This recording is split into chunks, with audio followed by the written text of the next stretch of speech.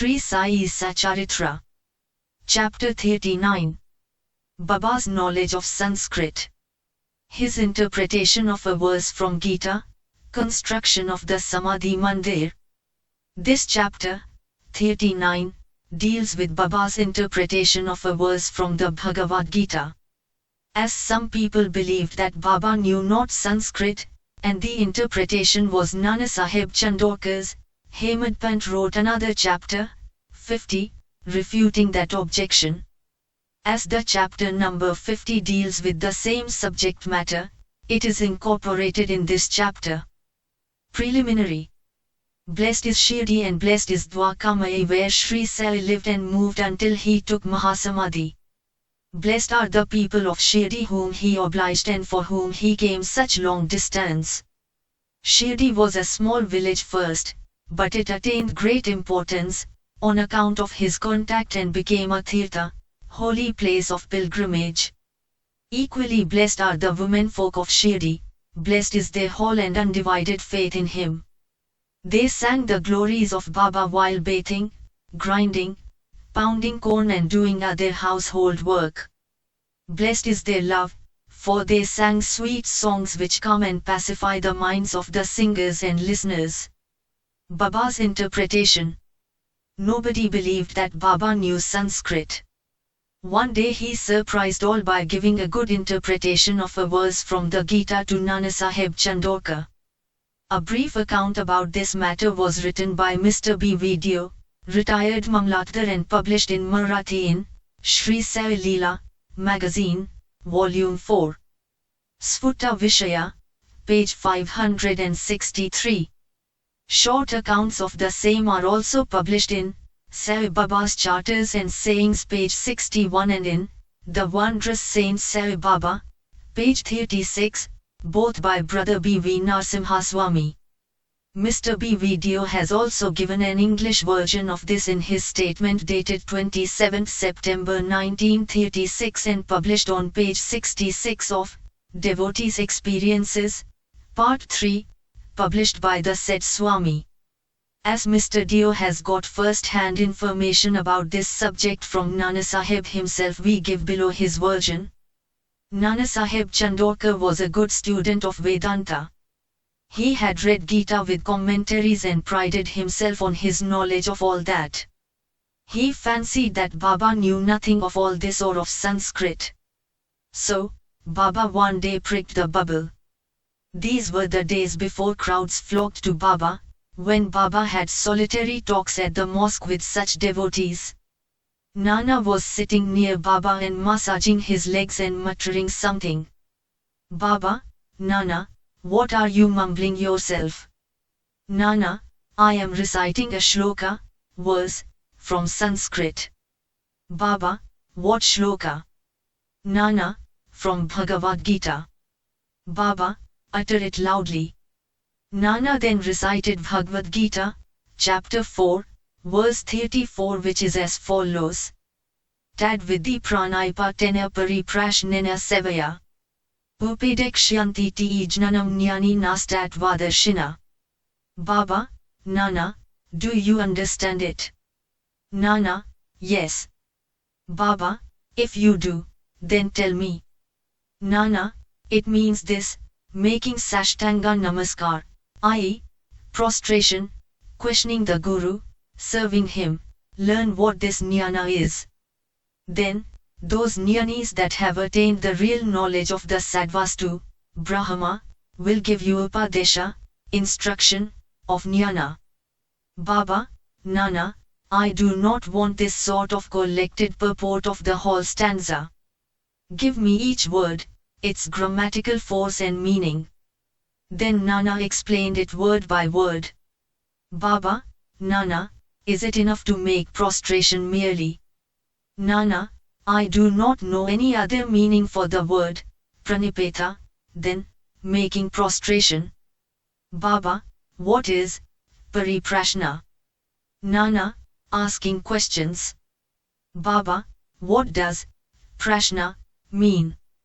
Nana, the same, questioning. Baba, if pariprashna means the same as prashna, Question. Why did Vyasa add the prefix pari? Was Vyasa of his head? Nana, I do not know of any other meaning for the word pariprashna.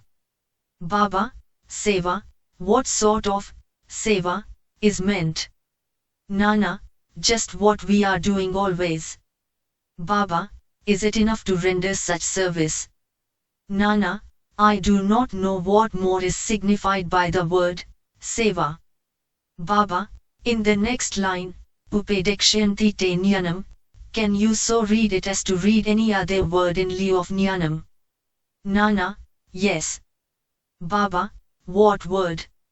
Nana, anyayam.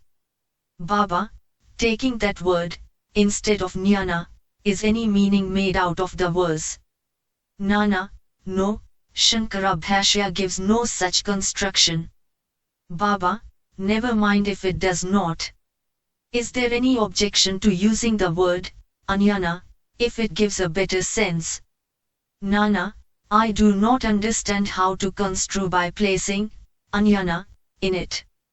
Baba, why does Krishna refer Arjuna to jnanis or tattvadarshis to do his prostration, interrogation and service?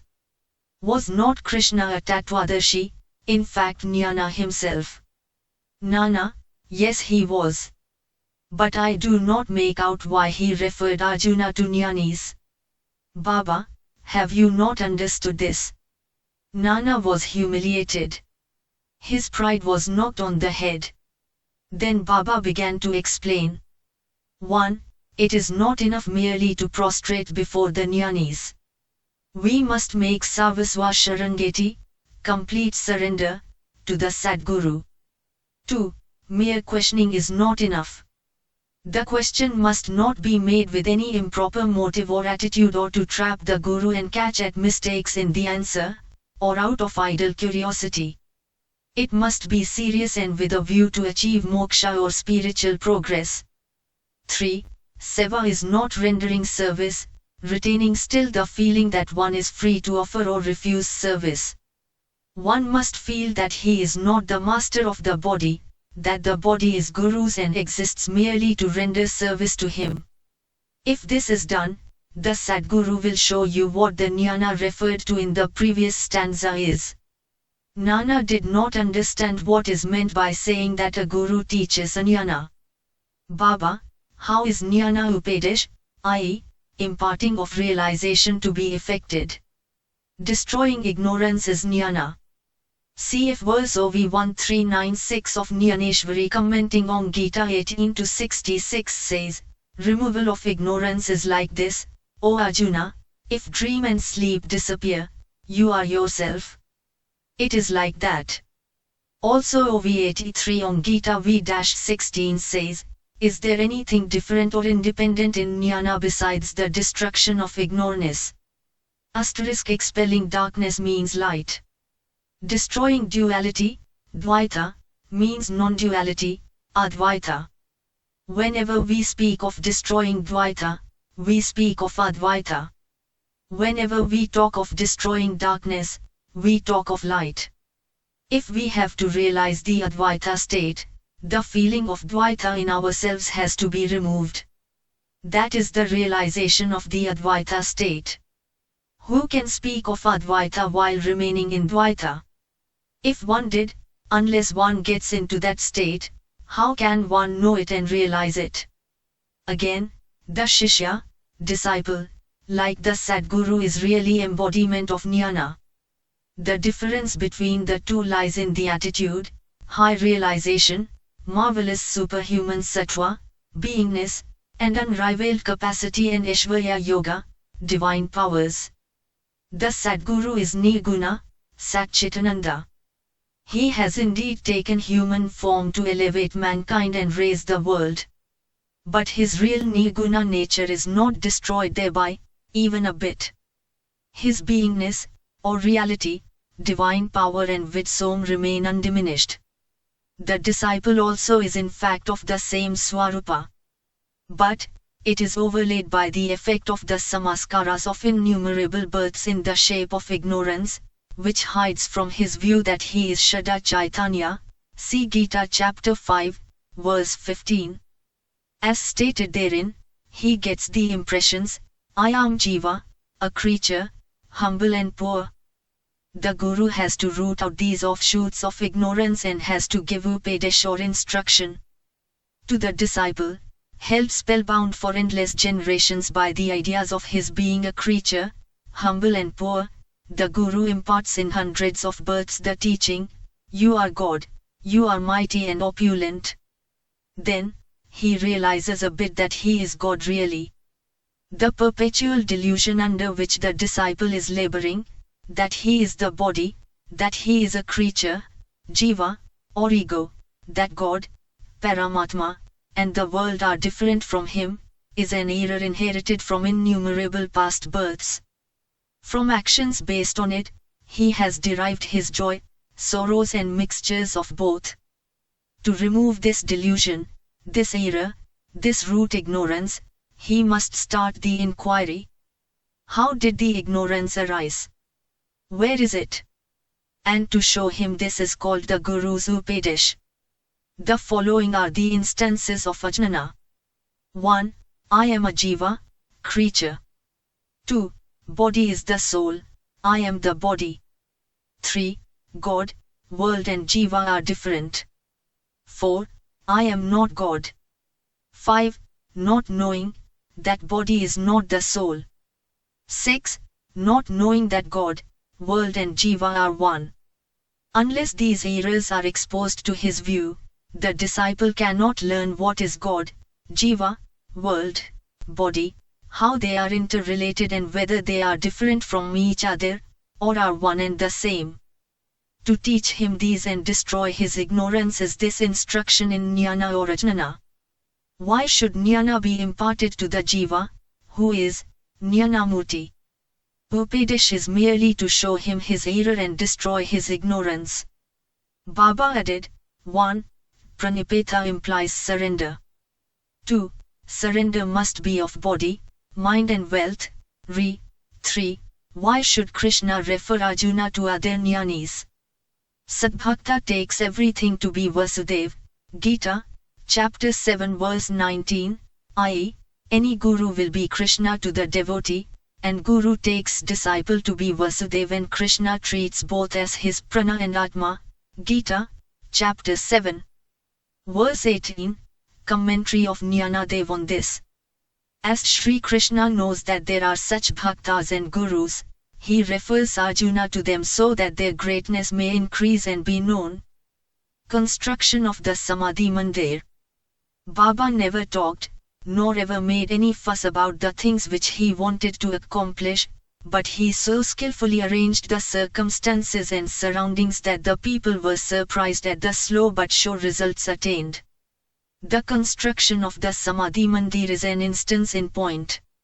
Shriman Bapu Saheb Bhuti, the famous multimillionaire of Nagpur, lived in Shirdi with his family. Once an idea arose in his mind that he should have a building of his own there. Sometimes after this, while he was sleeping in the Ikshit's Vada, he got a vision. Baba appeared in his dream and ordered him to build a Vada of his own with temple. Shama, who was sleeping there, got also a similar vision. When Bapu Saheb was awakened, he saw Shama crying and asked him why. The latter replied that in his vision Baba came close to him and ordered distinctly, build the Vada with the temple. I shall fulfill the desires of all. Hearing the sweet and loving words of Baba, I was overpowered with emotion, my throat was choked, my eyes were overflowing with tears, and I began to cry. Bapu Saheb was surprised to see that both their visions tallied. Being a rich and capable man, he decided to build a Vada there and drew up a plan with Madhavrao, Shama. Kaka Saheb Dikshit also approved of it. And when it was placed before Baba, he also sanctioned it immediately. Then the construction work was duly started and under the supervision of Shama, the ground floor, the cellar and the well were completed. Baba also on his way to and from Lendi suggested certain improvements. Further work was entrusted to Bapu Saheb Jog, and when it was going on, An idea struck Bapu Saheb Bhuti's mind that there should be an open room or platform and in the center the image of Muralidhar, Lord Krishna with the flute, be installed. He asked Shama to refer this matter to Baba and get his consent. The latter asked Baba about this when he was just passing by the Vada.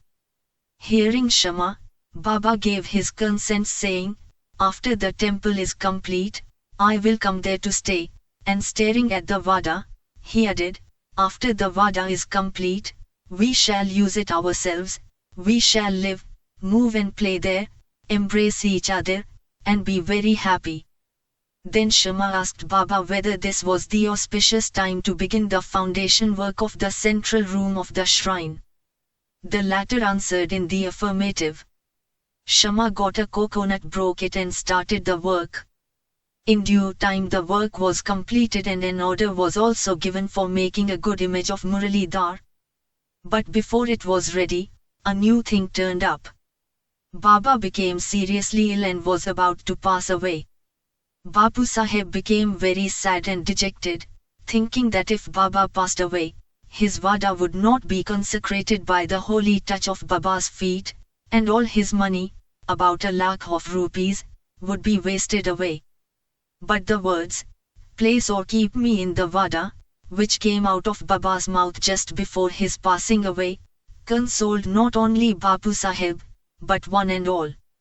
In due time Baba's holy body was placed, and preserved in the central shrine meant, or designed for Muralidhar, and Baba himself became Muralidhar and the Vada thus became the Samadhi Mandir of Sai Baba.